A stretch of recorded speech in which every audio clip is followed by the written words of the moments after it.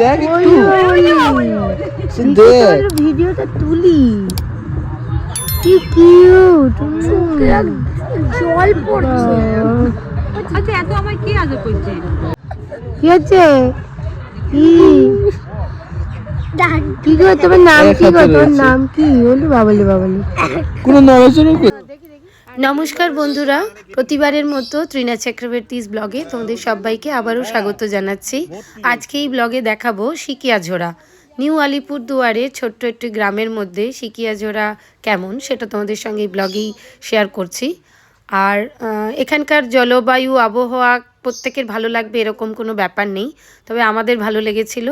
আমাদের গ্রুপের একটি মেম্বার রয়েছে 22 জনের মধ্যে, তার থেকে একটু শুনে নেব যে এই সিকিয়াঝোড়ার কেমন লেগেছিল। চলুন একটু শুনে নেওয়া যাক। আপনি কোথায় এসেছেন? আমি অ্যাকচুয়ালি এসেছি আলিপুরদুয়ার ডুয়ার্সে।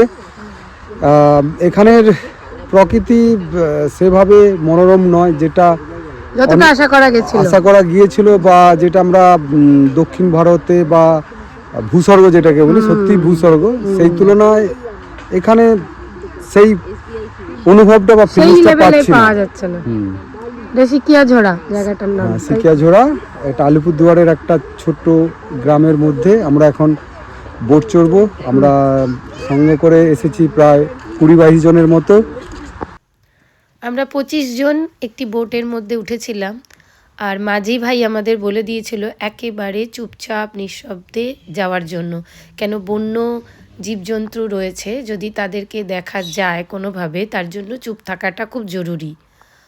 একদম নিঃশব্দে আমরা ঢুকছিলাম, শুধু ঝিঝি পোকার ডাক আর আমরা ছিলাম। আমাদের খুব ভালো লাগছিল। বেশ কয়েক কিলোমিটার এভাবেই আমরা গভীর জঙ্গলে ঢুকবো। চলুন পুরো জার্নিটা আপনাদের সঙ্গে একটু শেয়ার করি।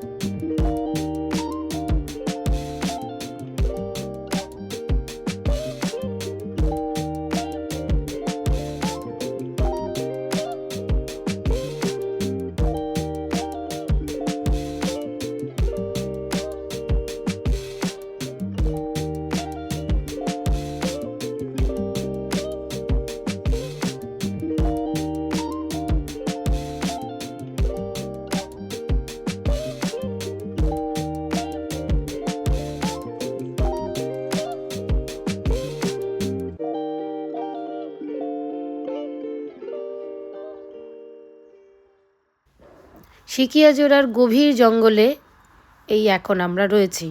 এখান থেকে আমরা বেরিয়ে যাব একটি মিউজিয়াম দেখতে। চলুন সেই মিউজিয়ামটাও আপনাদের সঙ্গে শেয়ার করব।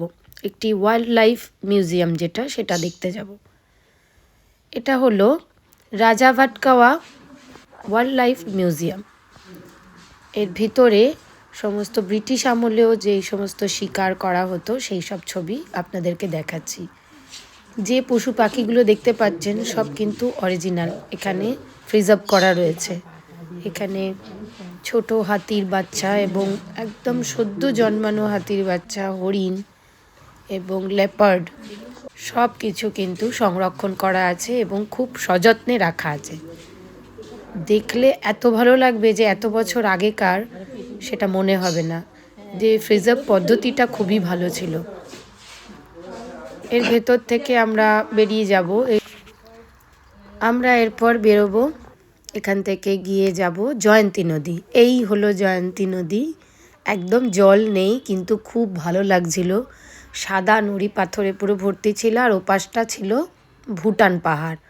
অনেকে চাইলে এখান দিয়ে পার করে যেতেও পারে ভুটান পাহাড়ের দিকে। আমাদের বেশ কিছু সদস্য হেঁটে গেছিল, অনেকটা হাঁটা পথ ছিল বলে আর আমরা যাইনি। আর চড়া রোদ্দুরও ছিল। তো আমরা এখানে লাঞ্চ সেরে নিয়ে এখান থেকে আবার বেরিয়ে পড়লাম আমাদের চিলাপাতার হোমস্টেতে আমরা ফিরে যাব। ঘন জঙ্গল, এই জঙ্গলের মধ্যে দিয়েই আমরা বেরিয়ে যাচ্ছি। এটা গরুমারা জঙ্গল। এই গরুমারা জঙ্গলের পাশ দিয়েই আমরা কিন্তু বেরিয়ে যাব নিজেদের হোমস্টেতে। আর হোমস্টের পাশে এই হলো বানিয়ার রিভার। এখানে বেশ কিছুটা সময় কাটাবো। চলুন দেখে নেওয়া যাক আমরা কিভাবে এর পাশে সময় কাটাচ্ছি।